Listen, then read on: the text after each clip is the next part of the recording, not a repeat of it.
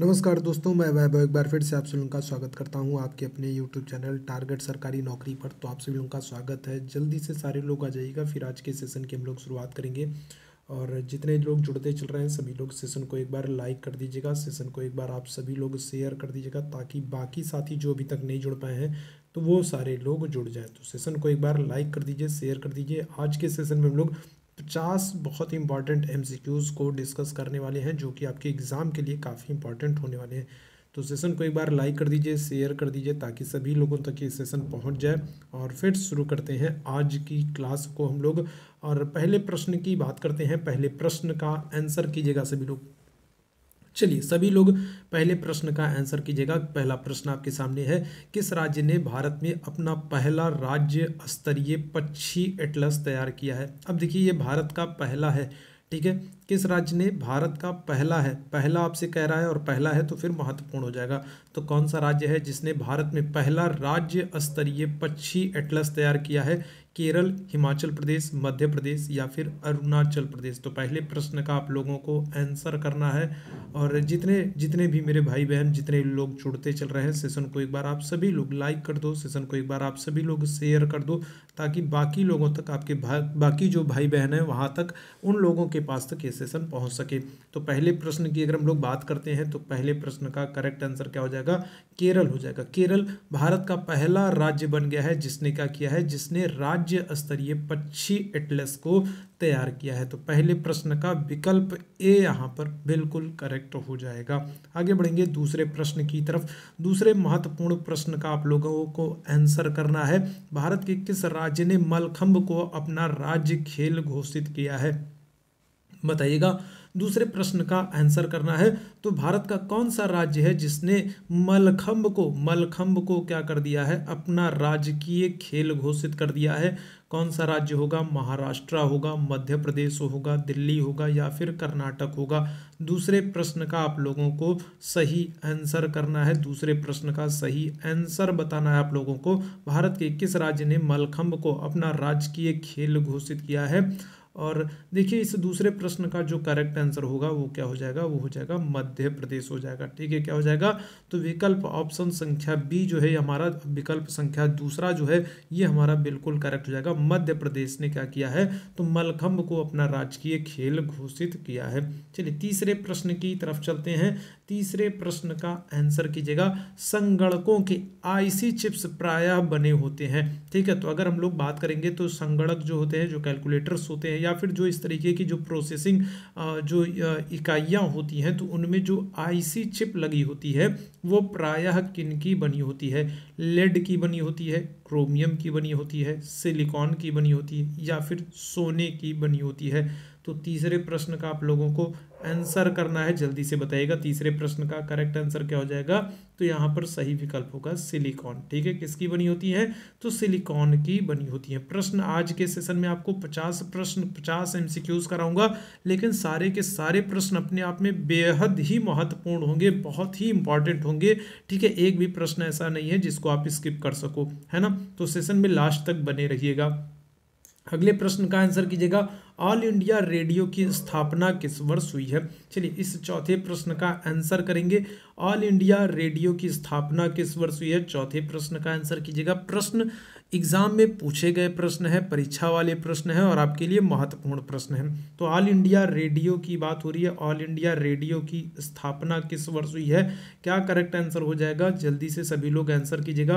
और जितने भाई बहन जुड़े हो सभी लोग इस सेशन को क्या कर दो, सेशन को एक बार लाइक कर दो, सेशन को एक बार आप लोग शेयर कर दो, है ना। आपका अपना यूट्यूब चैनल है टारगेट सरकारी नौकरी, आपके लिए प्रयास कर रहा है, तो अपने चैनल को आप लोग एक बार क्या कर दो, सेशन को लाइक कर दो, सेशन को एक बार आप लोग शेयर कर दो। ऑल इंडिया रेडियो की बात करेंगे, स्थापना हुई है, ध्यान रखिएगा 1936 में, ठीक है। कब ऑल इंडिया रेडियो की स्थापना हुई है, 1936 में स्थापना हुई है। और ध्यान रखिएगा 1957 से इसको क्या करते हैं, तो आकाशवाणी के नाम से जाना जाता है, ठीक है। ध्यान रखना क्या होता है, तो आकाशवाणी के नाम से जाना जाता है। 1957 से स्थापना कब हुई है, 1936 किस में हुई है। चलिए आगे बढ़ेंगे, अगले प्रश्न की बात करेंगे। अगले प्रश्न का आंसर कीजिएगा, अफ्रीका के गांधी के नाम से कौन मशहूर है। ठीक है, अफ्रीकन गांधी के नाम से कौन मशहूर है, इस प्रश्न का आप लोगों को आंसर करना है। चलिए जल्दी से बताइएगा, तो कौन है जो अफ्रीकन गांधी के नाम से मशहूर है। तो फिरोज गांधी, MK गांधी, मीर करजई या फिर नेल्सन मंडेला। चलिए जल्दी से इस प्रश्न का आंसर कीजिएगा। तो देखो यहाँ पर जो करेक्ट आंसर होने वाला है वो कौन होंगे, वो होंगे हमारे नेल्सन मंडेला हो जाएंगे। अफ्रीका के पहले क्या है, पहले अश्वेत राष्ट्रपति हैं। ठीक है, अफ्रीका के क्या है, अफ्रीका के पहले अश्वेत राष्ट्रपति हैं कौन, नेल्सन मंडेला। अगर नेल्सन मंडेला की हम लोग बात करते हैं तो देखिए इनको क्या किया गया है, तो इनको 1990 में भारत रत्न दिया गया है। ठीक है, 1990 में नेल्सन मंडेला को क्या किया गया है, तो भारत रत्न से सम्मानित किया गया है नेल्सन मंडेला को।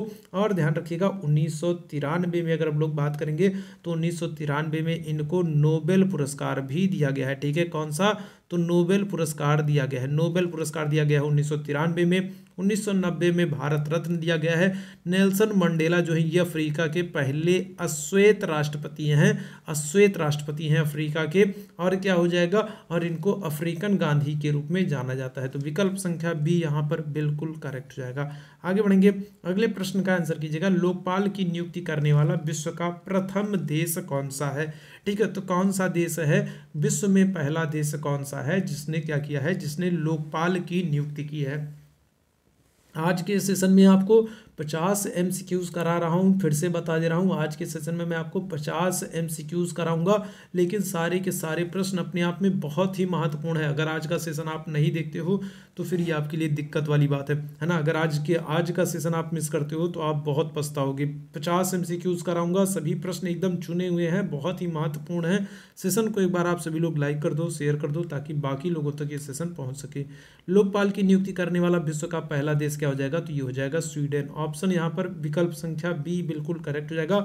अगर आपसे पूछ ले भारत में सबसे पहले लोकपाल जो युक्त है, लोकायुक्त जो है अधिनियम है, या लोकायुक्त की नियुक्ति भारत में सबसे पहले कहाँ पर होगी, तो याद रखिएगा महाराष्ट्र में होगी। भारत में सबसे पहले कौन सा राज्य करेगा, तो भारत में सबसे पहले महाराष्ट्र करेगा। और विश्व में अगर बात करेंगे तो कौन करेगा, तो स्वीडन करता है। विकल्प संख्या आपका बी बिल्कुल करेक्ट हो जाएगा। आगे बढ़ेंगे, एजरा कप, एजरा कप का संबंध किस खेल से है, बताइएगा।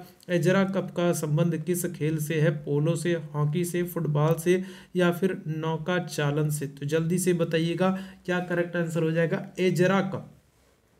तो एजरा कप का संबंध किससे है, इस प्रश्न का आप लोगों को आंसर करना है। बहुत ही महत्वपूर्ण सेशन है, एक एक प्रश्न बहुत ही चुने हुए, बहुत ही चुनिंदा प्रश्न है आपके जीके जीएस के एग्जाम के लिए। साथ ही करंट अफेयर के प्रश्न बहुत ही इंपॉर्टेंट हैं आपके आगामी एग्जाम के लिए। आज का सेशन बहुत ही महत्वपूर्ण होने वाला है। एजरा कप की बात करेंगे तो ये पोलो से संबंधित है। और अगर आपसे पोलो पूछ लिया जाए कि पोलो में कितने खिलाड़ी होते हैं, अगर आपसे पूछ ले पोलो में कितने खिलाड़ी होते हैं, तो 4 खिलाड़ी होते हैं। कितने खिलाड़ी होते हैं, 4 खिलाड़ी होते हैं। और एजरा कप का संबंध किससे है, तो पोलो से है। ठीक है, तो विकल्प संख्या ए यहाँ पर बिल्कुल करेक्ट हो जाएगा। आगे बढ़ेंगे, ढींग एक्सप्रेस के नाम से किस भारतीय खिलाड़ी को जाना जाता है। ढींग एक्सप्रेस के नाम से किस भारतीय खिलाड़ी को जाना जाता है, बताइएगा क्या होगा। हिमा दास, मनु भाकर, दुती चंद या फिर दिव्या काकरान। ढींग एक्सप्रेस के नाम से, अब देखो एक्सप्रेस, ढींग एक्सप्रेस, तो यहाँ पर जो सही विकल्प होगा वो होगा आपका क्या, हिमा दास हो जाएगा। हिमा दास की अगर बात करें किस राज्य से हैं, तो देखिए ये असम से हैं और एथलीट हैं, धाविका है। ध्यान रखिएगा हिमा दास क्या है, एथलीट है, धाविका है। किस राज्य से बिलोंग करती हैं, असम राज्य से बिलोंग करती हैं। और इनको ढींग एक्सप्रेस का नाम दिया गया है। ठीक है, क्या किया गया, ढींग एक्सप्रेस का नाम दिया गया है। और ध्यान रखिएगा 2018 में अगर हम लोग बात करेंगे 2018 में, तो इनको हिमा दास को क्या किया गया है, तो अर्जुन पुरस्कार से सम्मानित किया गया। ठीक है, क्या किया गया है, तो अर्जुन पुरस्कार से सम्मानित किया गया। कब, 2018 में हिमा दास को। आगे बढ़ेंगे, पद्मश्री सुदर्शन पटनायक निम्नलिखित में से किसके लिए विख्यात है। तो पद्मश्री, ध्यान रखिएगा, सुदर्शन पटनायक जो है इनको पद्मश्री पुरस्कार से सम्मानित किया जा चुका है। और किसके लिए ये विख्यात हैं ये आपको बताना है। उपन्यासकार हैं, गोल्फ खिलाड़ी हैं, शास्त्रीय नर्तक हैं या फिर बालुका स्तूप, ठीक है, बालुका स्तूप कलाकार हैं, सैंड आर्टिस्ट हैं, पद्मश्री सुदर्शन पटनायक, क्या करेक्ट आंसर होगा इस प्रश्न का? आप लोगों को आंसर करना है। 4 विकल्प आपके सामने हैं, जल्दी से सभी लोग आंसर कीजिएगा और अपने अपने स्तर पर सेशन को एक बार आप सभी लोग शेयर कर दीजिए, है ना। अपने अपने स्तर पर कम से कम इतना तो आप लोग कर ही सकते हैं कि अपने अपने स्तर पर सेशन को एक बार आप लोग क्या कर दें, शेयर कर दें, है ना, ताकि बाकी लोगों तक ये सेशन पहुंच सके। पद्मश्री सुदर्शन पटनायक की बात करेंगे तो ये बालू का कलाकार है, ध्यान रखिएगा, सैंड आर्टिस्ट हैं। बालू से क्या करते हैं, समुद्र के किनारे जो बालू होते हैं उनसे क्या करते हैं, उनसे कलाकृतियों का निर्माण करते हैं। बालू का कलाकार है कौन? सुदर्शन पटनायक। ऑप्शन क्या हो जाएगा? डी यहाँ पर बिल्कुल करेक्ट हो जाएगा। आगे बढ़ेंगे, अगले प्रश्न की बात करेंगे। भारत का कौन सा शहर सिटी ऑफ पैलेसेस के नाम से जाना जाता है? बताइएगा, भारत का कौन सा शहर है जो सिटी ऑफ पैलेसेस के नाम से जाना जाता है? क्या करेक्ट आंसर होगा? आगरा, हैदराबाद, मैसूर या फिर चेन्नई? इस प्रश्न का आप लोगों को आंसर करना है। चलिए जल्दी से सभी लोग आंसर कीजिएगा, सही विकल्प का चुनाव कीजिएगा। भारत का कौन सा शहर है जिसे सिटी ऑफ पैलेसेस के नाम से जाना जाता है?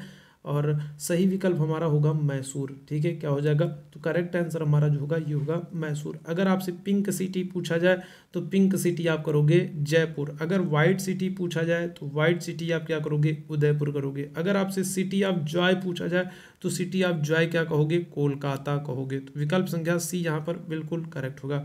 आगे बढ़ेंगे, भारत में हरित क्रांति के जनक माने जाने वाले नॉर्मन बोरलॉग कहाँ के निवासी हैं? बताइएगा, भारत में हरित क्रांति के जनक, भारत में हरित क्रांति के जनक माने जाने वाले कौन? Norman Borlaug. भारत में हरित क्रांति के जनक माने जाने वाले नॉर्मन बोरलॉग ये कहाँ के हैं? तो ऑस्ट्रेलिया के हैं, न्यूजीलैंड के हैं, अमेरिका के हैं या फिर मैक्सिको हैं। ठीक है, तो देखो भारत, अगर हम लोग बात करेंगे, ठीक है भाई बात, अगर हम लोग बात करेंगे, देखो यहाँ पर भारत में हरित क्रांति के जनक माने जाने, तो देखो ये जो नॉर्मन बोरलॉग हैं ये विश्व में हरित क्रांति के जनक माने जाते हैं। और भारत में अगर हम लोग बात करेंगे तो भारत में कौन है? तो भारत में स्वामीनाथन है। ठीक है, कौन है? तो MS स्वामीनाथन। ध्यान रखिएगा, विश्व में अगर बात करेगा तो विश्व में हरित क्रांति के जनक जो हैं ये कौन माने जाते हैं? विश्व में हरित क्रांति के जनक नॉर्मन बोरलॉग माने जाते हैं। और भारत में, यहाँ पर देखिए भारत में दे दिया है तो यहाँ पर भारत नहीं होगा, नॉर्मन बोरलॉग जो है ये विश्व हरित क्रांति के जनक माने जाते हैं। और भारत में जो हरित क्रांति के जनक हैं ये कौन माने जाते हैं? तो ये माने जाते हैं स्वामीनाथन। विश्व में नॉर्मन बोरलॉग और भारत में स्वामीनाथन। तो यहाँ पर बताना है आपको नॉर्मन बोरलॉग जो है, ठीक है, फिलहाल अभी यहाँ पर आपको बताना है कि जो नॉर्मन बोरलॉग हैं तो ये कहाँ के निवासी माने जाते हैं? क्या हो जाएगा करेक्ट आंसर? ये होगा आपका USA, अमेरिका के। नॉर्मन बोरलॉग कहाँ के हैं? तो अमेरिका के हैं। आगे बढ़ेंगे, अगले प्रश्न का आंसर कीजिएगा। किस भारतीय राज्य में गमछा एक सांस्कृतिक प्रतीक है? ठीक है, बताइएगा कौन सा भारतीय राज्य हो जाएगा जहाँ पर क्या है, जहाँ पर गमछा एक सांस्कृतिक प्रतीक माना जाता है? केरल में, राजस्थान में, असम में या फिर हरियाणा में? क्या करेक्ट आंसर होगा? कौन सा भारतीय राज्य है जहाँ पर क्या होगा, जहाँ पर गमछा को, ठीक है, जहाँ पर क्या होता है, गमछा को एक सांस्कृतिक प्रतीक के रूप में माना जाता है? करेक्ट आंसर क्या हो जाएगा हमारा? असम हो जाएगा। ऑप्शन क्या हो जाएगा? विकल्प संख्या क्या हो जाएगा? सी यहाँ पर बिल्कुल करेक्ट हो जाएगा। असम राज्य में गमछा एक सांस्कृतिक प्रतीक के रूप में स्वीकार्य है। ठीक है, आगे बढ़ेंगे, कार्बन टैक्स लगाने वाला विश्व का प्रथम देश कौन बना है? चलिए बताइएगा। तो अगर हम लोग बात करेंगे कार्बन टैक्स लगाने वाला, ठीक है, क्या करने वाला, तो कार्बन टैक्स लगाने वाला विश्व में पहला देश कौन बना है? स्वीडन है। स्वीडन होगा, न्यूजीलैंड होगा, ब्राज़ील होगा या फिर फ्रांस होगा? चलिए जल्दी से इस प्रश्न का आप लोग आंसर करेंगे। चलिए जल्दी से इस प्रश्न का आप लोग आंसर करेंगे और करेक्ट आंसर जो हो जाएगा वो हमारा क्या हो जाएगा? यहाँ पर अगर हम लोग बात करेंगे तो करेक्ट आंसर हो जाएगा न्यूजीलैंड। ठीक है, कार्बन टैक्स लगाने वाला विश्व का पहला देश कौन है? न्यूजीलैंड। और ध्यान रखिएगा, न्यूजीलैंड की अगर हम लोग बात करेंगे तो न्यूजीलैंड ने क्या किया है? तंबाकू प्रतिबंधित करने वाला, ठीक है, तंबाकू प्रतिबंधित करने वाला भी ये विश्व का पहला देश है। कौन? न्यूजीलैंड हो जाएगा। ठीक है, और ध्यान रखिएगा, महिलाओं को अगर बात करेंगे, महिलाओं को वोट देने का अधिकार देने वाला, महिलाओं को वोटिंग राइट्स देने वाला पहला जो देश होगा वो भी कौन होगा?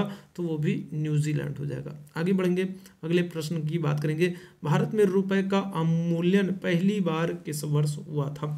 ठीक है, पहली बार पूछा जा रहा है तो जल्दी से बताइएगा, भारत में रुपए का अवमूल्यन पहली बार सबसे पहले कब हुआ था? चलिए जल्दी से बताइएगा, 1949, 1996, 1972 या फिर 1990। भारत में रुपए का अवमूल्यन पहली बार कब हुआ था? करेक्ट आंसर क्या हो जाएगा? ऑप्शन ए हो जाएगा, विकल्प संख्या ए हो जाएगा। 1949 में भारत में पहली बार रुपए का अवमूल्यन हुआ था।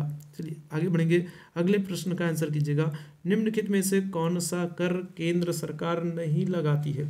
चलिए जल्दी से बताइएगा, तो कौन सा यहाँ पे कर है जो क्या होता है, जो भारत सरकार नहीं लगाती है? तो कौन सा कर होगा? उपहार कर, मनोरंजन कर, व्यक्तिगत आयकर, निगम कर। कौन सा कर है जो भारत सरकार नहीं लगाती है? करेक्ट आंसर क्या हो जाएगा? आप लोगों को आंसर करना है, और जो करेक्ट आंसर हो जाएगा ये हो जाएगा हमारा मनोरंजन कर। मनोरंजन कर जो होता है ये कौन लगाता है? ये राज्य सरकार लगाती है। ठीक है, तो मनोरंजन कर कौन लगाता है? तो ये राज्य सरकार लगाती है। विकल्प संख्या बी बिल्कुल करेक्ट हो जाएगा। आगे बढ़ेंगे, अगले प्रश्न की बात करेंगे, कृषि एवं ग्रामीण विकास क्रियाओं की सभी प्रकार की साख आवश्यकताओं की पूर्ति करने वाली एकमात्र संस्था कौन सी है? चलिए बहुत ही महत्वपूर्ण प्रश्न, एग्जाम में कई बार पूछा गया ये प्रश्न है और बहुत ही महत्वपूर्ण है। बताइएगा, कृषि एवं ग्रामीण विकास क्रियाओं की सभी प्रकार की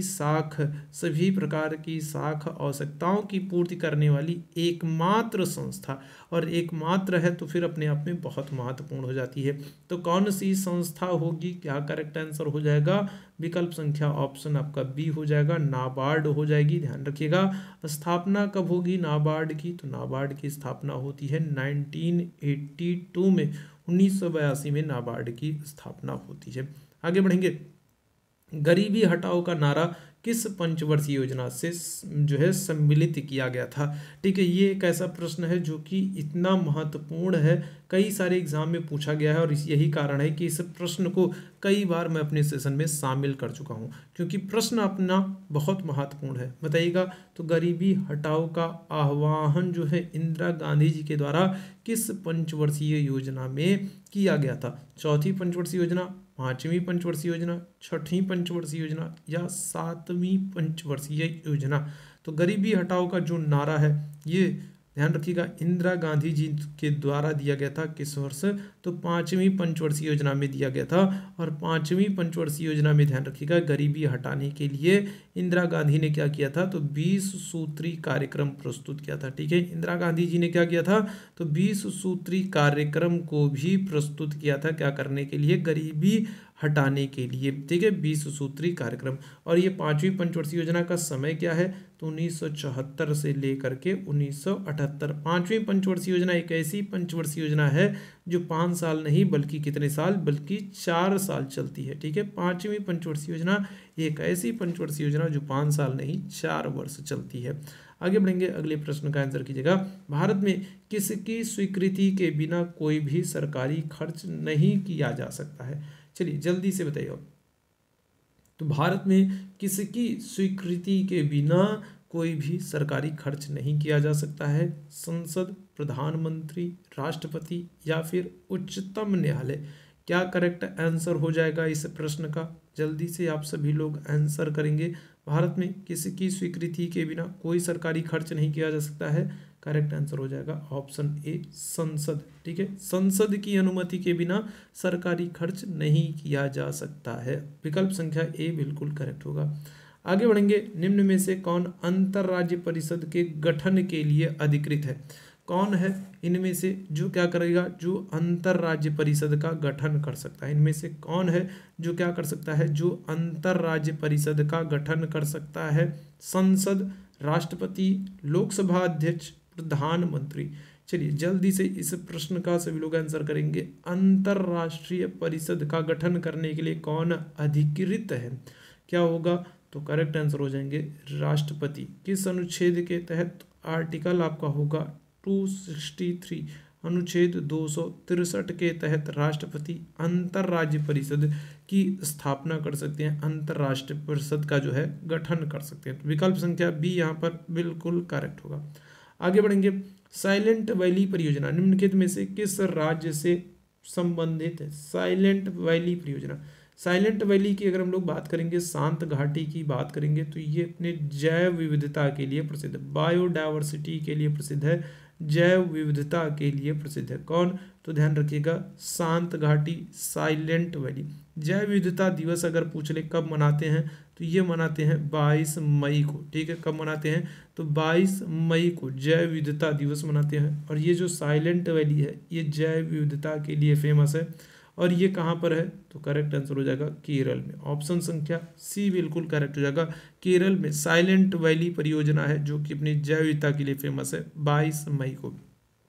आगे बढ़ेंगे। ठीक है, यहाँ पर देखिए थोड़ा सा टाइपिंग मिसप्रिंट है। यहाँ पर होना चाहिए मानस राष्ट्रीय उद्यान। ठीक है, यहाँ पर क्या होना चाहिए? यहाँ पर होना चाहिए मानस राष्ट्रीय उद्यान होना चाहिए। गलती से मानव लिख उठा है, तो यहाँ पर आप लोग थोड़ा सा इसको सही कर लीजिएगा। मानस राष्ट्रीय उद्यान, नेशनल पार्क कहाँ पर स्थित है? मानस राष्ट्रीय उद्यान। देखिए, मानस राष्ट्रीय उद्यान की बात करेंगे तो ये क्या होगा? तो ये एक सींग वाले गैंडे के लिए प्रसिद्ध है। ठीक है, कौन से? तो एक सींग वाले जो गैंडे होते हैं उनके लिए फेमस है। और ये कहाँ पर होगा? मानस राष्ट्रीय उद्यान। तो ये होगा असम में। ठीक है, असम में देखिए एक है काजीरंगा, असम में एक है काजीरंगा, और दूसरा क्या है? दूसरा आपका मानस है। और ये दोनों ही, काजीरंगा और मानस, ये दोनों ही क्या है? एक सींग वाले गैंडे के लिए प्रसिद्ध है। तो विकल्प संख्या सी यहाँ पर हमारा बिल्कुल करेक्ट हो जाएगा, असम बिल्कुल करेक्ट हो जाएगा। आगे बढ़ेंगे। भारतीय वानस्पति सर्वेक्षण जो है मुख्यालय कहाँ है? बोटेनिकल सर्वे ऑफ इंडिया, भारतीय वानस्पतिक सर्वेक्षण का मुख्यालय कहाँ पर है? इस प्रश्न का आप लोगों को आंसर करना है। भारतीय वानस्पतिक सर्वेक्षण, चलिए जल्दी से बताइएगा। तो भारतीय वानस्पतिक सर्वेक्षण मुख्यालय कहाँ है? लखनऊ, उदकमंड, दार्जिलिंग या फिर कोलकाता? तो इस प्रश्न का आप लोगों को आंसर करना है। भारतीय वानस्पतिक सर्वेक्षण, बोटेनिकल सर्वे ऑफ इंडिया, और इसका मुख्यालय है कोलकाता में। विकल्प संख्या डी यहाँ पर बिल्कुल करेक्ट हो जाएगा। ठीक है, विकल्प संख्या डी यहाँ पर बिल्कुल करेक्ट हो जाएगा। निम्न में से कौन एक आग्नेय चट्टान नहीं है? बताइएगा क्या होगा? तो कौन सी एक आग्नेय चट्टान नहीं है? ग्रेनाइट, नाइस, या फिर इसी को अगर कहेंगे तो इसी को हम नीस भी कह सकते हैं। ठीक है, क्या कह सकते हैं? इसी को हम नीस भी कह सकते हैं, बेसाल्ट, इनोवा। तो कौन सा हो जाएगा? जो आग्नेय चट्टान नहीं है। तो यहाँ पर करेक्ट आंसर जो होगा, तो ध्यान रखना, ये नाइस या फिर जो नीस है, ठीक है, ये आग्नेय चट्टान नहीं है। ये क्या होगा? ये अवसादी चट्टान है। ठीक है, ध्यान रखिए, नीस क्या हो जाएगा? तो नीस जो है ये अवसादी चट्टान है। ठीक है, क्या हो जाएगा? अवसादी चट्टान है। बाकी आपके आग्नेय चट्टान में आएंगी, ये जो नीस या नाइस है, ठीक है, ये क्या हो जाएगा? ये अवसादी या रूपांतरिक आपकी चट्टान हो जाएगी। ठीक है, अवसादी चट्टान हो जाएगी। ठीक भाई बात। चलिए आगे बढ़ेंगे, अगले प्रश्न का आंसर करेंगे। माउंट एटना, जिसे यूरोप का सबसे सक्रिय ज्वालामुखी माना जाता है, किस देश में स्थित है? ठीक है, चलिए जल्दी से बताइएगा। माउंट एटना ज्वालामुखी, तो ये देखो, ये यूरोप का क्या है? सबसे सक्रिय ज्वालामुखी माना जाता है, क्योंकि इसमें हमेशा उद्गार बना रहता है। ठीक है, हमेशा क्या होता है? विस्फोट होता रहता है माउंट एटना ज्वालामुखी में। ठीक है, यूरोप का सबसे सक्रिय ज्वालामुखी माना जाता है। और ये किस देश में है? पुर्तगाल, स्पेन, ग्रीस या फिर इटली? करेक्ट आंसर क्या हो जाएगा हमारा? ऑप्शन विकल्प संख्या डी हो जाएगा, इटली में। देखो, इटली में एक तो एटना ज्वालामुखी है, इसके अलावा अगर हम लोग बात करेंगे तो एक ज्वालामुखी क्या है? एक ज्वालामुखी और है विसुवियस। तो विसुवियस ज्वालामुखी जो है ये भी कहाँ पर है? ये भी इटली में है। और एक याद रखिएगा, एक और ज्वालामुखी है, वो कौन सा है? तो वो है स्ट्राम्बोली ज्वालामुखी। ठीक है, कौन सा? स्ट्राम्बोली ज्वालामुखी, जिसे भूमध्य सागर का प्रकाश स्तंभ कहते हैं। तो ये तीनों ज्वालामुखी आपको कहाँ पर देखने को मिलेंगे? इटली में। विकल्प संख्या डी यहाँ पर बिल्कुल करेक्ट है। किस आंदोलन को हिंदुओं और मुसलमानों दोनों का समर्थन प्राप्त था? बताइएगा, कौन सा आंदोलन है जो हिंदुओं और मुस्लिमों दोनों के द्वारा समर्थित था, जिसको दोनों का समर्थन मिलता है? कौन सा आंदोलन है जिसको हिंदुओं और मुस्लिमों दोनों का समर्थन प्राप्त था? चंपारण सत्याग्रह, विभाजन विरोधी आंदोलन, असहयोग आंदोलन या फिर भारत छोड़ो आंदोलन? तो बताइएगा कौन सा आंदोलन है जिसको क्या हो जाएगा? जिसको हिंदुओं और मुस्लिमों दोनों का समर्थन प्राप्त था। करेक्ट आंसर क्या हो जाएगा इस प्रश्न की अगर हम लोग बात करेंगे कौन सा आंदोलन हो जाएगा, तो ये हो जाएगा आपका असहयोग आंदोलन। ठीक है, असहयोग आंदोलन ऑप्शन संख्या सी बिल्कुल करेक्ट हो जाएगा। ये एक ऐसा आंदोलन है जिसमें हिंदू और मुस्लिम दोनों ने मिलकर सहयोग किया था, दोनों ने इस आंदोलन में अंग्रेजों के खिलाफ कार्य किया था। ऑप्शन संख्या सी बिल्कुल करेक्ट हो जाएगा। आगे बढ़ेंगे, जालियांवाला बाग हत्याकांड के लिए जिम्मेदार माइकल ओडायर को किसने निम्न में से गोली मारा था, बताइएगा कौन होगा जालियांवाला बाग हत्याकांड के जिम्मेदार। जालियांवाला बाग हत्याकांड कब हुआ था, तो ये जालियांवाला बाग हत्याकांड हुआ था 13 अप्रैल 1919 को। ठीक है, 13 अप्रैल 1919 को जालियांवाला बाग हत्याकांड होता है और इसके लिए जिम्मेदार कौन थे, तो माइकल ओडायर जो है ये जिम्मेदार थे। और इनकी हत्या किसने की थी, तो ये आपको बताना है और करेक्ट आंसर क्या हो जाएगा यहाँ पर ऑप्शन संख्या सी हो जाएगा। उधम सिंह ने क्या किया था 1940 में, उधम सिंह ने 1940 में लंदन में जा करके क्या किया था, माइकल ओडायर को गोली मारी थी। ठीक है, 1940 में लंदन में माइकल ओडायर को गोली मारी थी किसने, सरदार उधम सिंह ने। ऑप्शन संख्या सी यहाँ पर बिल्कुल करेक्ट हो जाएगा। आगे बढ़ेंगे, अगले प्रश्न की बात करेंगे। पाल वंश का संस्थापक कौन था जिसे बंगाल की आम जनता ने अराजकता से मुक्ति दिलाने के लिए चुना था।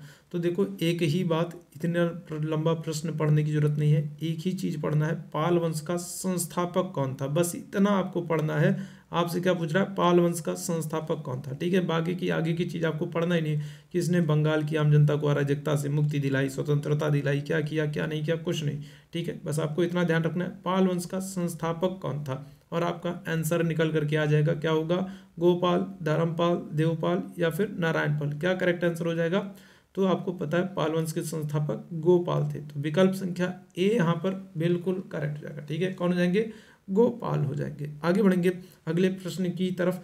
दिल्ली की कुव्वत उल इस्लाम मस्जिद के प्रांगण में उन्नत प्रसिद्ध लौह स्तंभ किसकी स्मृति में बना है, चलिए जल्दी से बताइएगा। तो दिल्ली की कुव्वत उल इस्लाम मस्जिद के प्रांगण में उन्नत प्रसिद्ध लौह स्तंभ किसकी स्मृति में बना है, अशोक, चंद्रगुप्त, हर्ष या फिर अनंगपाल। तो क्या हो जाएगा, तो देखो ये जो लौह स्तंभ है इसका निर्माण किसने कराया था, इसका निर्माण कराया था चंद्रगुप्त द्वितीय ने, जिनको हम लोग विक्रमादित्य के नाम से जानते हैं। विकल्प संख्या बी आपका बिल्कुल करेक्ट हो जाएगा। ठीक है, तो ये जो लौह स्तंभ है ये कहाँ पर है, तो दिल्ली में कुव्वत उल इस्लाम मस्जिद, कुव्वत उल इस्लाम मस्जिद के प्रांगण में है, कुतुब मीनार के पास है। और इसका निर्माण किसने कराया है, तो इसका निर्माण कराया था चंद्रगुप्त द्वितीय विक्रमादित्य ने। विकल्प संख्या बी यहाँ पर बिल्कुल करेक्ट हो जाएगा।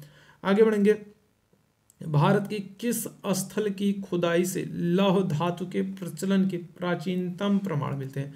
तो भारत में अगर बात करें, भारत में लोहे का जो प्रयोग है, भारत में जो लोहे का प्रयोग है, जो लोहे की खोज होगी ये कब होगी, ये उत्तर वैदिक काल में होगी। ठीक है, कब होगी, तो भारत में लोहे की जो खोज होगी, लोहे के जो प्राचीनतम प्रमाण है ये उत्तर वैदिक काल में मिलते हैं। और अगर पूछे कि भारत में ये जो उत्तर वैदिक काल में जो सबसे प्राचीनतम प्रमाण मिलते हैं लोहे के, वो कहाँ से मिलेंगे, तक्षशिला से, कौशाम्बी से, अतरंजी खेड़ा से या फिर हस्तिनापुर से। तो इस प्रश्न का आप लोग आंसर कीजिएगा। लोहे के जो प्राचीनतम प्रमाण है भारत में वो कहाँ से मिलेंगे, वो मिलते हैं अतरंजी खेड़ा से। ठीक है, अतरंजी खेड़ा जो है ये कहाँ पर है, तो ये उत्तर प्रदेश के एटा जिले में है। ठीक है, कौन से जिले में है, तो उत्तर प्रदेश के एटा जिले में है अतरंजी खेड़ा। और यहाँ से क्या होगा, लोहे के प्रचलन के प्राचीनतम प्रमाण मिलते हैं। लोहे का जो प्रयोग होगा ये उत्तर वैदिक काल से प्रारंभ होता है। कौटिल्य का अर्थशास्त्र एक है, तो बताइएगा कौटिल्य के अर्थशास्त्र की बात हो रही है। कौटिल्य की जो अर्थशास्त्र है इसकी रचना किसने की है, कौटिल्य ने की है। और ये कौटिल्य चंद्रगुप्त मौर्य के दरबार में रहते थे। तो यहाँ पर बताइएगा क्या कथन सत्य होगा, चंद्रगुप्त मौर्य के संदर्भ में नाटक है, आत्मकथा है, चंद्रगुप्त मौर्य का इतिहास है या फिर शासनों के सिद्धांत की पुस्तक है। तो अर्थशास्त्र के विषय में आपको बताना है क्या करेक्ट आंसर हो जाएगा। जो कौटिल्य ने अर्थशास्त्र नामक पुस्तक की रचना की है तो इसके संदर्भ में कौन सा कथन सत्य होगा, करेक्ट आंसर हो जाएगा ऑप्शन संख्या डी, ये शासनों के सिद्धांत की एक पुस्तक है। ठीक ठीक है, ये क्या है, कौटिल्य ने जो अर्थशास्त्र नामक पुस्तक लिखी है, ये शासनों के सिद्धांत की एक पुस्तक है। इसमें बताया गया है कि एक सफल राजा किस प्रकार से शासन करना चाहिए, एक सफल राजा के लिए क्या आवश्यक होना चाहिए, किस तरीके से उसको शासन चलाना चाहिए, शासन के लिए क्या क्या चीज़ें आवश्यक होनी चाहिए। ठीक है, तो इन सारी चीज़ों का उल्लेख किया गया है, शासनों के सिद्धांत की पुस्तक है अर्थशास्त्र। विकल्प संख्या डी यहाँ पर बिल्कुल करेक्ट हो जाएगा। आगे बढ़ेंगे, निम्न में से किस धारा के कारण पेरू तट का तापमान सामान्य से अधिक हो जाता है। चलिए जल्दी से सारे लोग बताइएगा। तो अगर हम लोग बात करेंगे पेरू तट का तापमान, अच्छा पेरू तट की धारा, देखो अगर हम लोग बात करते हैं तो ये आपका क्या हो जाएगा, ये आपका दक्षिण अमेरिका है, और दक्षिण अमेरिका में ये वाला जो तट है ये क्या है, ये पेरू का तट है। ठीक है, दक्षिण अमेरिका महाद्वीप में जो पश्चिमी तट है, जो ये पश्चिमी तट है, यहाँ पर आपका क्या है, पेरू तट है। तो यहाँ के बारे में पूछा जा रहा है कि पेरू तट का जो तापमान है, ठीक है, पेरू तट का तापमान जो है वो सामान्य से अधिक हो जाता है किस धारा के कारण। ठीक है, अब देखो पेरू या हम्बोल्ट की धारा कर दोगे तो पेरू या हम्बोल्ट की धारा एक ही होती है और ये ठंडी होती है, ये ठंडी होती है, तो इसके कारण तापमान अधिक नहीं होगा, बल्कि हम्बोल्ट की धारा के कारण तापमान क्या होगा, कम होगा। ठीक है, तो यहाँ पर करेक्ट आंसर जो होगा वो क्या होगा, एल नीनो की धारा। ठीक है, कौन सी धारा, तो एल नीनो की धारा के कारण। ठीक है, पेरू या फिर दक्षिणी अमेरिका के पश्चिमी तटों के जो पश्चिमी तट जो हैं उनका तापमान क्या हो जाता है, सामान्य से अधिक हो जाता है एल नीनो की धारा के कारण। विकल्प संख्या सी यहाँ पर बिल्कुल करेक्ट होगा। आगे बढ़ेंगे, अगले प्रश्न का आंसर करेंगे। कश्मीर का शासक जो कश्मीर का अकबर के नाम से जाना जाता था कौन है। ठीक है, कौन सा कश्मीर का राजा है जो कश्मीर के अकबर के नाम से जाना जाता है। देखो जो ये कश्मीर का अकबर जो है, ठीक है, तो इस राजा ने क्या किया था, अपने क्षेत्र में सती प्रथा को बंद करवा दिया था। ठीक है, क्या कर दिया था, जैसे अकबर ने सती प्रथा को बंद करवाया था वैसे इसने भी सती प्रथा को बंद करवाया था। इसने भी क्या किया था, इसने भी दास प्रथा को बंद करवाया था, इसीलिए इसको कश्मीर का अकबर कहा जाता है। ठीक है, तो ये कौन सा राजा है, तो करेक्ट आंसर हो जाएगा जैनुल आबदीन। ठीक है, क्या हो जाएगा, जैनुल आबदीन, जैनुल आबदीन। तो ये जो राजा है कश्मीर का, इसे कश्मीर का अकबर भी कहा जाता है। ठीक है, तो विकल्प संख्या डी यहाँ पर बिल्कुल करेक्ट हो जाएगा। आगे बढ़ेंगे अगले प्रश्न की तरफ। भूपर्पटी में निम्नलिखित में से किसकी सर्वाधिक प्रचुरता होती है, तो क्या होगा बताइएगा। भूपर्पटी में निम्नलिखित में से किसकी सर्वाधिक प्रचुरता होती है, कार्बन, लोहा, कैल्शियम, सिलिकॉन। चलिए जल्दी से सारे लोग बताइएगा। भूपर्पटी में अगर हम लोग बात करेंगे तो निम्नलिखित में से किसकी सर्वाधिक प्रचुरता होती है, क्या करेक्ट आंसर हो जाएगा, तो यहाँ पर करेक्ट आंसर हमारा हो जाएगा ऑप्शन संख्या सी, सिलिका हो जाएगा। ठीक है, क्या हो जाएगा, तो सिलिका हो जाएगा। चलिए आगे बढ़ेंगे और अगले प्रश्न की बात करेंगे। वर्ष 1919 में अखिल भारतीय खिलाफत सम्मेलन का अध्यक्ष किसको चुना गया था। ठीक है, तो एक बात तो ये याद रखिएगा कि जो अखिल भारतीय खिलाफत सम्मेलन है, जो अखिल भारतीय खिलाफत सम्मेलन है, ये किस वर्ष हुआ था, तो ये हुआ था 1919 में। और इसका अध्यक्ष किसको चुना गया है, महात्मा गांधी, मोहम्मद अली जिन्ना, मौलाना अली जिन्ना या फिर मोतीलाल नेहरू। तो करेक्ट आंसर क्या हो जाएगा, 1919 में जो ये अखिल भारतीय खिलाफत सम्मेलन का जो बैठक हो रही है, जो ये सम्मेलन हो रहा है, इस सम्मेलन में अध्यक्ष चुना गया था महात्मा गांधी को। और किसने गांधी का विरोध किया था, तो ध्यान रखिएगा विरोध किया था जिन्ना ने। ठीक है, अगर आपसे पूछे गांधी जी का विरोध किसने किया था, तो विरोध किया था मोहम्मद अली जिन्ना ने। ध्यान रखिएगा विरोध किया था। विकल्प संख्या ए यहाँ पर बिल्कुल करेक्ट हो जाएगा। आगे बढ़ेंगे। रूसी यात्री निकितिन किसके शासनकाल में बहमनी राज्य में आया था। चलिए जल्दी से बताएगा। तो रूसी यात्री की अगर हम लोग बात करेंगे, रूसी यात्री निकितिन, तो ये किसके समय में एक बात तो याद रखिएगा कि ये निकितिन जो है ये क्या है, ये रूसी यात्री है। निकितिन क्या है, रूसी यात्री है। कहाँ पर आया है, तो बहमनी राज्य में आया। अब ये आपसे पूछा जा रहा है किस राजा के समय में आया, मोहम्मद तृतीय, हुमायूं, हसन गंगू या महमूद बेगड़ा। तो क्या करेक्ट आंसर हो जाएगा, तो रूसी यात्री निकितिन बहमनी राज्य में मोहम्मद तृतीय के समय में आता है। ठीक है, विकल्प संख्या क्या हो जाएगा, ए यहाँ पर बिल्कुल करेक्ट हो जाएगा। ठीक है, चलो आगे बढ़ेंगे। अगले प्रश्न का आंसर कीजिएगा, किसे हरित सोना कहा जाता है? ठीक है, निम्न में से कौन है जिसे हरित सोना कहा जाता है? यूकेलिप्टस, बांस, सवई घास या फिर जूट? क्या हो जाएगा? देखो, यूकेलिप्टस की बात करें तो इसे तो पारिस्थितिकी आतंकवादी कहा जाता है। ठीक है, यूकेलिप्टस को क्या कहते हैं? यूकेलिप्टस या फिर सफेदा को पारिस्थितिकी आतंकवादी कहते हैं। हरित सोना कहते हैं बांस को। विकल्प संख्या क्या होगा? बी यहाँ पर बिल्कुल करेक्ट हो जाएगा। ठीक है, बांस को हरित सोना भी कहते हैं। आगे बढ़ते हैं, अगले प्रश्न का आंसर कीजिएगा, सांची का स्तूप कहाँ पर स्थित है? चलिए जल्दी से इस प्रश्न का आंसर करेंगे। सांची का स्तूप, देखो सांची का जो स्तूप है, अगर आपसे पूछे किसने बनवाया था तो बनवाया था अशोक ने। ठीक है, सांची का स्तूप कौन किसने बनवाया था? तो सांची का स्तूप बनवाया था अशोक ने। कहाँ पर बनवाया था? मध्य प्रदेश में। और मध्य प्रदेश आपको एक ही ऑप्शन में दिख रहा है। ठीक है, कहाँ पर? तो मध्य प्रदेश के रायसेन जिले में सांची के स्तूप का निर्माण कराया गया था। किसने करवाया था? अशोक ने करवाया था। ऑप्शन विकल्प संख्या ए यहाँ पर बिल्कुल करेक्ट है। न्यूनतम मेमोरी साइज की इकाई है, बताइएगा न्यूनतम मेमोरी साइज की इकाई क्या होगी? ठीक है, केबी होगी, एमबी होगी, जीबी होगी या फिर टीबी होगी? तो आप लोग मोबाइल यूज़ करते हो, मोबाइल में चिप का प्रयोग करते हो और आपको पता होगा, है ना, कि सबसे न्यूनतम साइज पूछी जा रही है। तो सबसे न्यूनतम साइज जो होती है वो क्या होती है? वो केबी होती है। ठीक है, क्या होती है? सबसे न्यूनतम साइज जो होगी वो क्या होगा? तो वो केबी होगी। और यहाँ पर सबसे अधिकतम साइज अगर पूछा जाए तो क्या होगी? तो टीबी होगी। आगे बढ़ते हैं, जावा को किस कंपनी ने विकसित किया है? चलिए जल्दी से बताइएगा। अगर हम लोग जावा की बात करेंगे, आप कंप्यूटर प्रोग्रामिंग की बात करते हो तो आपको पता होगा, जावा से परिचित होंगे। तो जावा को किस कंपनी ने विकसित किया है? माइक्रोसॉफ्ट ने, नोबेल ने, ऑरेकल ने या फिर सन माइक्रोसिस्टम्स ने? ठीक है, क्या हो जाएगा? जावा को किस कंपनी ने विकसित किया है? करेक्ट आंसर क्या हो जाएगा? Sun micro systems. विकल्प संख्या क्या हो जाएगा?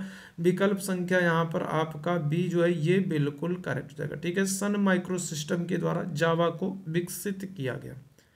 आगे बढ़ेंगे, निम्न में से कौन विश्व का सबसे बड़ा मरुस्थल है? ठीक है, तो विश्व का सबसे बड़ा मरुस्थल आपसे पूछा जा रहा है। अरेबियन होगा, सहारा होगा, कालाहारी होगा या फिर थार होगा? तो विश्व का जो सबसे बड़ा मरुस्थल है ये हमारा सहारा मरुस्थल है। ठीक है, क्या हो जाएगा? तो विश्व का सबसे बड़ा मरुस्थल सहारा मरुस्थल है, जो कि पश्चिमी अफ्रीका में स्थित है। ठीक है, और सहारा मरुस्थल में अगर हम लोग बात करें तो सहारा मरुस्थल में बद्दू जनजाति रहती है। कौन सी जनजाति रहती है? तो सहारा मरुस्थल में बद्दू जनजाति निवास करती है। आगे बढ़ेंगे, भारत में निर्वाचनों का अधीक्षण, निर्देशन और नियंत्रण किसमें निहित होता है? भारत में अगर हम लोग बात करेंगे तो भारत में निर्वाचनों का अधीक्षण, भारत में निर्वाचनों का अधीक्षण, निर्देशन और नियंत्रण, भारत में निर्वाचनों का अधीक्षण, निर्देशन और नियंत्रण ये किसमें निहित होता है? कौन है जो चुनाव का निरीक्षण करता है, चुनाव के लिए निर्देशन करता है और चुनाव पर जो हो रहे हैं, जो इलेक्शंस हो रहे हैं, जो चुनाव हो रहे हैं उनको नियंत्रित करता है, उनको अपने नियंत्रण में रखता है? करेक्ट आंसर क्या हो जाएगा? तो ये हो जाएगा भारत के निर्वाचन आयोग, इलेक्शन कमीशन ऑफ इंडिया, जिसकी स्थापना कब हुई थी? 1950 में हुई थी। ठीक है, कब हुई थी? तो 25 जनवरी, ध्यान रखिएगा 25 जनवरी 1950 को क्या हुआ था? इलेक्शन कमीशन ऑफ इंडिया की स्थापना हुई थी। इसीलिए 25 जनवरी को मतदाता दिवस मनाते हैं। और भारत का जो निर्वाचन आयोग है यही क्या करता है? यही चुनाव कराता है, यही उनकी निगरानी करता है और यही उन पर नियंत्रण स्थापित करता है।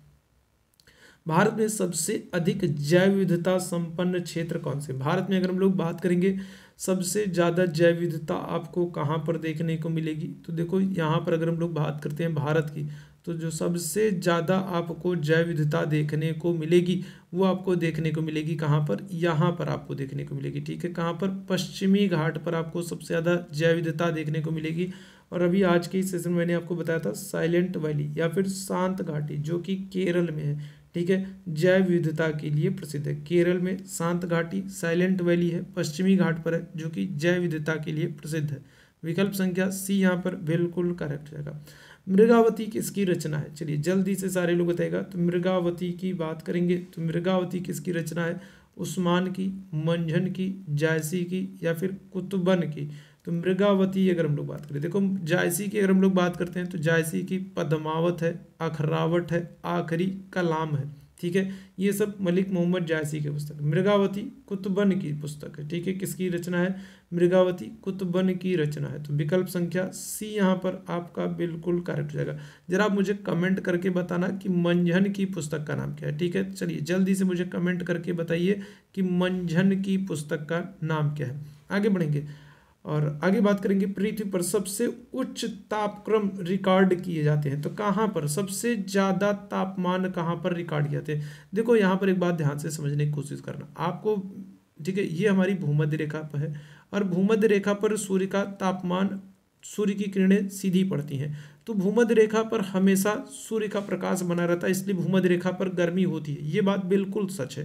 ठीक है, लेकिन अगर हम लोग बात करेंगे भूमध्य रेखा के थोड़ा सा ऊपर की तरफ आएंगे, कर्क रेखा की तरफ आएंगे, तो कर्क रेखा जो आपका 23.5 डिग्री या फिर कहेंगे 20 डिग्री उत्तरी अक्षांश जो है, यहाँ पर सबसे ज़्यादा तापक्रम रिकॉर्ड किए गए। कारण क्या है कि देखो यहाँ पर सूर्य का प्रकाश तो पड़ता ही पड़ता है, इसके अलावा जो ग्रीन हाउस गैसों का उत्सर्जन हो रहा है, जो यहाँ पर बड़े पैमाने पर उद्योग लगाए गए हैं, जो बड़े पैमाने पर यहाँ कार्य हो रहे हैं, जिनकी वजह से ग्रीन हाउस गैसों का उत्सर्जन हो रहा है, इसकी वजह से सबसे उच्च तापक्रम जो रिकॉर्ड किए गए, सबसे ज़्यादा जो तापमान रिकॉर्ड किए गए, ये कहाँ पर किए गए? तो ये 20 डिग्री उत्तरी अक्षांश पर किए गए। ठीक है, तो इस चीज़ को आप समझिएगा। सबसे ज़्यादा जो गर्मी सबसे ज़्यादा क्यों होती है? गर्मी सूर्य की प्रकाश के कारण नहीं होती है, उसके भी कई सारे कारण हैं।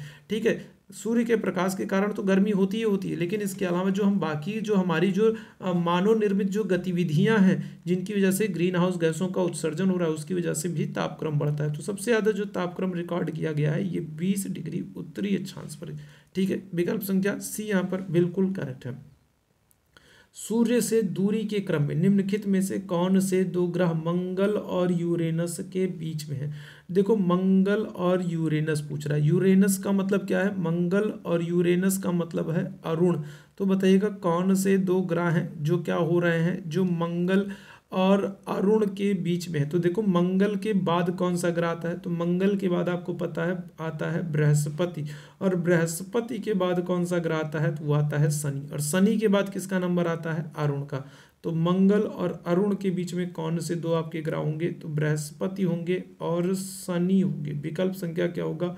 बी यहाँ पर बिल्कुल करेक्ट हो जाएगा। मंगल और अरुण के बीच में कौन से दो ग्रह आते हैं? तो बृहस्पति और शनि आते हैं, और बृहस्पति सबसे बड़ा ग्रह है। ठीक है, चलिए आगे बढ़ेंगे। अगले प्रश्न का आंसर कीजिएगा।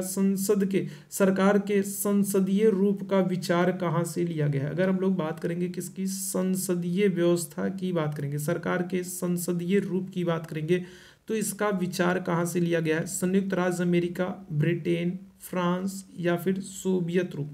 इस प्रश्न का सभी लोग आंसर करेंगे। और जितने लोग बाद में जुड़े हो, जितने मेरे भाई बहनों ने सेशन को लाइक नहीं किया है, सेशन को शेयर नहीं किया है, तो एक बार आप लोग अपने यूट्यूब चैनल टारगेट सरकारी नौकरी को लाइक कर दीजिए। अपने यूट्यूब चैनल को एक बार आप लोग सभी लोग क्या कर दीजिए? शेयर कर दीजिए, ताकि बाकी लोगों तक ये सेशन पहुंच सके। तो जल्दी से सभी लोग एक बार अपने यूट्यूब चैनल को शेयर कर दो और बताइएगा सरकार के संसदीय रूप का विचार कहाँ से लिया गया। तो जहाँ पर देखो संसदीय आ जाए, जहाँ पर संसद आ जाए, जहाँ पर संसदात्मक आ जाए, जहाँ पर इस तरीके के शब्द आ जाए, वहाँ पर आप सिर्फ एक आंसर करोगे। वो क्या करोगे? ब्रिटेन करोगे। ठीक है, क्या करोगे? ब्रिटेन करोगे। विकल्प संख्या क्या होगा आपका? ऑप्शन बी यहाँ पर बिल्कुल करेक्ट जाएगा। आगे बढ़ेंगे। अगले प्रश्न का आंसर कीजिएगा। पंचायतों का चुनाव कराने हेतु निर्णय किसके द्वारा लिया जाता है? अगर पंचायतों का चुनाव कराया जा रहा है, तो पंचायतों का चुनाव कराने के लिए निर्णय कौन लेगा? केंद्र सरकार, राज्य सरकार, जिला न्यायालय, जिला न्यायाधीश या फिर चुनाव आयोग? तो जल्दी से सारे लोग बताइएगा क्या हो जाएगा। ठीक है, जल्दी से सारे लोग बताइएगा। तो अगर हम लोग बात करेंगे पंचायत की, अगर हम लोग बात करेंगे तो देखो यहाँ पर पंचायत जो है ये राज्य सूची का विषय है। ठीक है, क्या हो जाएगा? तो ये राज्य सूची का विषय है, और पंचायतों के संदर्भ में जो चुनाव कराने का जो निर्णय है वो किसके द्वारा लिया जाएगा, तो वो राज्य सरकार के द्वारा लिया जाता है। ठीक है, क्या हो जाएगा, पंचायतों के चुनाव कराने हेतु जो निर्णय है वो किसके द्वारा लिया जाएगा, वो लिया जाएगा राज्य सरकार के द्वारा लिया जाएगा। लेकिन अगर आपसे पूछ ले चुनाव कौन करवाएगा, तो चुनाव कराता है राज्य निर्वाचन आयोग। निर्णय कौन लेगा, निर्णय लेगा राज्य सरकार। ऑप्शन क्या होगा, विकल्प संख्या आपका बी हो जाएगा, राज्य सरकार। ठीक है, तो राज्य सरकार निर्णय लेती है, चुनाव कराएगा राज्य निर्वाचन आयोग। निम्न में से किसने गांधी जी को नमक आंदोलन में भाग लिया था, बताइएगा निम्नलिखित में से कौन है जिसने गांधी जी के नमक आंदोलन में हिस्सा लिया है। सरोजनी नायडू, राजकुमारी अमृता कौर, कमला देवी चट्टोपाध्याय या फिर उपरोक्त सभी। तो गांधी जी ने, ध्यान रखिएगा, 1930 में नमक सत्याग्रह सविनय अवज्ञा आंदोलन की शुरुआत की थी। कब की थी, 1930 में गांधी जी ने नमक सत्याग्रह सविनय अवज्ञा आंदोलन की शुरुआत की थी। और इसमें गांधी जी के साथ सरोजिनी नायडू, राजकुमारी अमृता कौर, कमला देवी चट्टोपाध्याय, इन सभी लोगों ने हिस्सा लिया था। तो विकल्प संख्या डी यहाँ पर बिल्कुल करेक्ट हो जाएगा। ठीक है भाई बात, ऑप्शन डी यहाँ पर बिल्कुल करेक्ट हो जाएगा। आगे बढ़ेंगे, अगले प्रश्न का आंसर कीजिएगा। निम्नलिखित में से कौन अल बरूनी के संदर्भ में सत्य कथन नहीं है।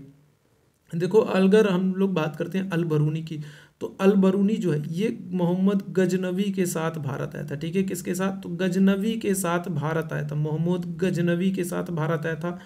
और यहाँ पर उसके संदर्भ में कुछ चीज़ें कही गई हैं और आपको बताना है कौन सा सही नहीं है। तो अल बरूनी एक धर्मनिरपेक्ष लेखक था। उसका ग्रंथ उस समय के जीवंत भारत से प्रभावित था।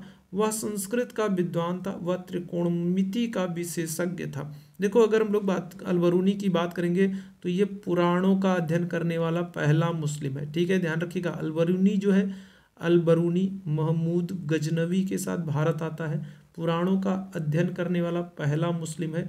इसकी किताब है कौन सी, किताबुल हिंद या तहकीक हिंद। और इससे ध्यान रखिएगा, उसके इस ग्रंथ से उस समय के भारत के बारे में जानकारी मिलती है, ये बात तो सच है। वह संस्कृत का विद्वान था, तभी तो पुराणों का अध्ययन किया है, ये भी सच है। वह त्रिकोणमिति का विशेषज्ञ था, ये भी बात सच है। लेकिन वो एक धर्मनिरपेक्ष लेखक था, ये बात सत्य नहीं है। तो पहला कथन जो है ये गलत हो जाएगा। अल बरूनी के संदर्भ में पहला कथन गलत हो जाएगा, वह एक धर्मनिरपेक्ष लेखक नहीं था। ठीक है, चलिए आगे बढ़ेंगे। सर्वोच्च न्यायालय का न्यायाधीश अपने पद से त्यागपत्र किसको लिखकर देता है, बताइएगा। सर्वोच्च न्यायालय के न्यायाधीश की बात करेंगे, अगर वो त्यागपत्र देगा तो किसको लिख करके देगा, मुख्य न्यायाधीश को, राष्ट्रपति को, प्रधानमंत्री को या फिर विधि मंत्री को। तो ये आज के सेशन का आखिरी प्रश्न है। सभी लोग इस सेशन को एक बार लाइक कर दीजिए, सेशन को एक बार आप सभी लोग शेयर कर दीजिए। बताइएगा इस प्रश्न का करेक्ट आंसर क्या हो जाएगा। सर्वोच्च न्यायालय का न्यायाधीश अपने पद से त्यागपत्र किसको लिख कर देता है, तो करेक्ट आंसर हो जाएंगे ऑप्शन संख्या बी, राष्ट्रपति को। सर्वोच्च न्यायालय के न्यायाधीश की नियुक्ति, शपथ, त्यागपत्र सारे कार्य कौन करता है, राष्ट्रपति करता है। तो सर्वोच्च न्यायालय के न्यायाधीश को अगर त्यागपत्र देना होता तो वो किसको देंगे, तो वो राष्ट्रपति को देते हैं। तो ये आज का महत्वपूर्ण सेशन था। उम्मीद है सेशन आप लोगों को पसंद आया होगा। सेशन पसंद आया हो तो सेशन को एक बार आप सभी लोग लाइक और शेयर जरूर कर दें। अभी के लिए बस इतना ही करूंगा। थैंक यू सो मच आप सबको मेरे साथ जुड़ने के लिए। गुड नाइट, शुभ रात्रि।